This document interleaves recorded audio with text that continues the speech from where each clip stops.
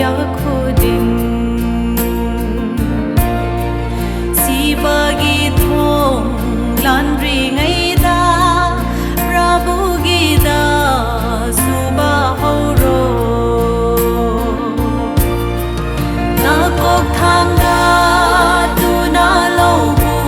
ge ngu ho mun bagi thoi ngang sa re ha bak su ba mi tha na ba lo gi ma pu da non za ro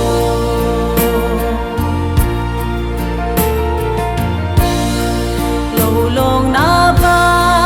ma tam lag le su bi na ba mi di lai te nang chat no pro bu gi da ma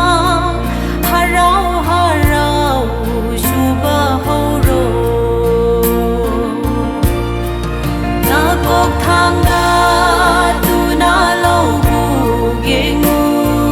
ho mun ba gi khoi ngang sa re ha bak su ba mi tha na ba lo gi ma pu da non za ro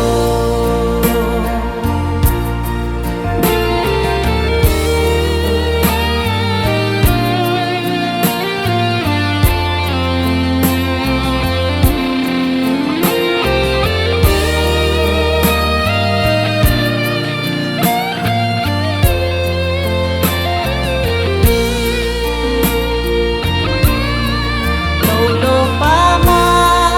nam yo ba da prabhu na phau khom jin ga ni